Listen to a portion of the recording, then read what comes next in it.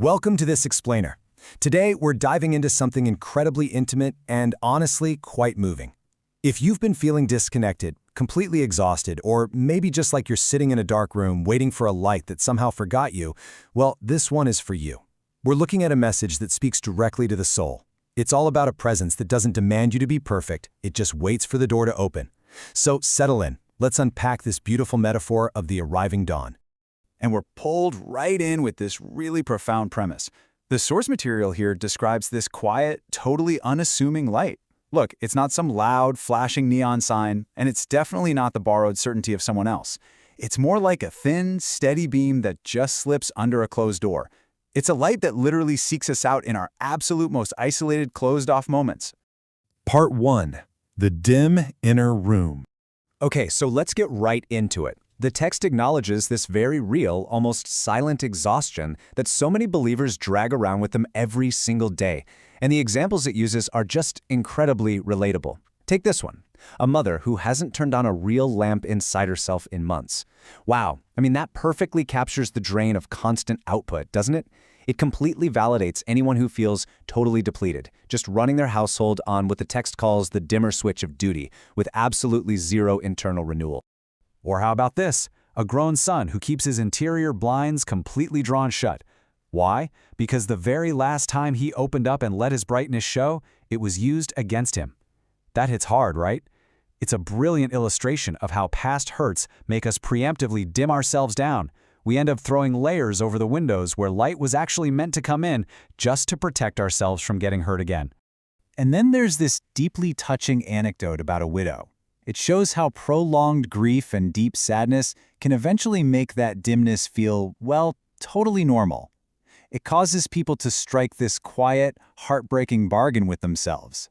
They just decide to stop expecting the light. They stop getting up for the sunrise because the contrast of that beautiful dawn against their massive loneliness just hurts way too much to bear. All of these experiences lead to this haunting question that just echoes in the quiet moments. Has the dawn finished with you? It's this secret shame so many of us harbor. We get this heavy suspicion that our spiritual wiring is somehow faulty, or maybe that our allotted quota of bright seasons was all used up years ago, leaving us to just sit around in the dark. Which brings us to Section 2, Unlearning the Earned Visit. To really understand why we're carrying around this profound exhaustion, we kind of have to deconstruct the false teachings that caused it in the first place.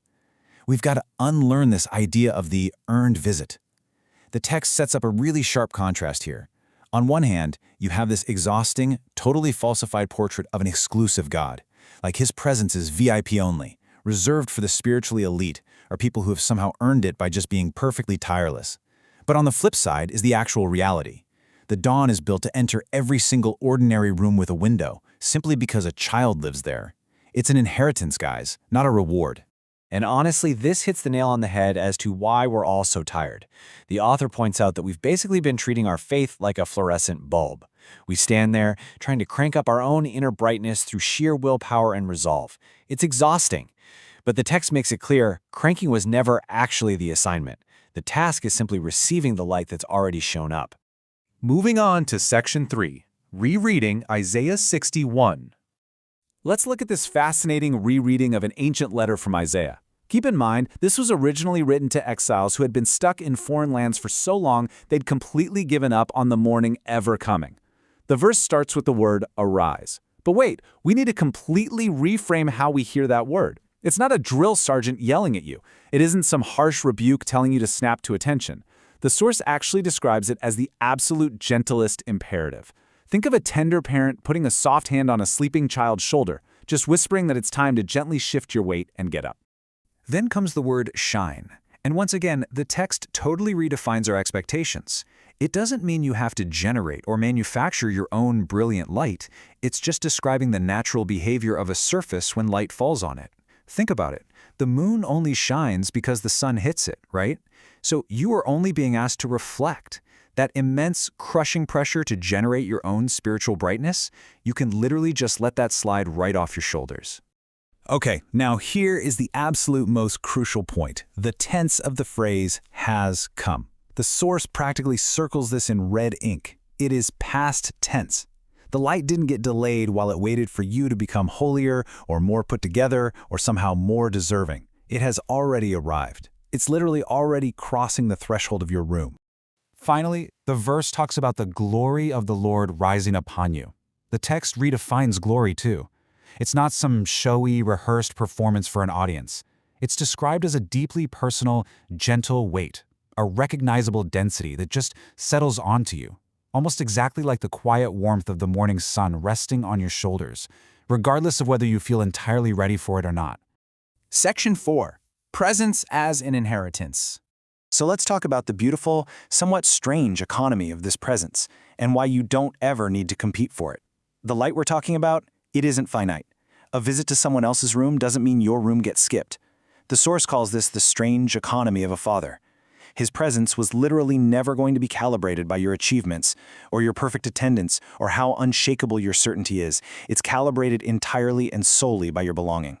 Which naturally leads us to a really profound question. What if the light is already in the room? The source suggests that this dimness you're feeling right now, it isn't a punishment for your doubts or your exhaustion. It actually might just be an adjustment period. Your eyes are simply adjusting to a dawn that, as the text beautifully puts it, has a perfect, undefeated record against the dark. And finally, Section 5, the practice of the tilt. So how are we supposed to respond to all of this? Well, the text offers a highly practical, surprisingly simple physical habit called the tilt. It walks us through these exact, gentle steps for the next time that familiar dimness creeps back into your room. Number 1, just pause right where you're sitting. Number 2, pose that quiet question to yourself. Could the light already be here? Number 3, simply tilt your face upward just 1 single degree. And 4, hold that tilt for 1 slow breath. Notice what's missing here. No dramatic dressing up, no loud declarations, no forced emotions, just a tiny physical shift. Because this little habit isn't about demanding immediate, miraculous vision. The tilt is just about orienting your face in the direction it was built for. The source explains that this subtle physical shift is actually a very quiet form of faith. And over time, whether we're talking about the 30th tilt or the 100th, this small, quiet habit begins to thin out the layers of pain and doubt that have built up on your window. Which brings us to our final takeaway. The source reminds us that the dawn does not ask for your permission to arrive. It's already crossing your threshold, totally unbothered by the mess or the dimness inside the room. So the question we're left with is simply this. Will you let the dawn do its own work today? Will you allow yourself to receive this gentle light in the days ahead without exhausting yourself trying to manufacture it? It is such a massive shift in perspective, but it's one that invites true rest instead of burnout. Thank you so much for joining me to unpack this explainer today. Keep tilting and keep looking for the dawn.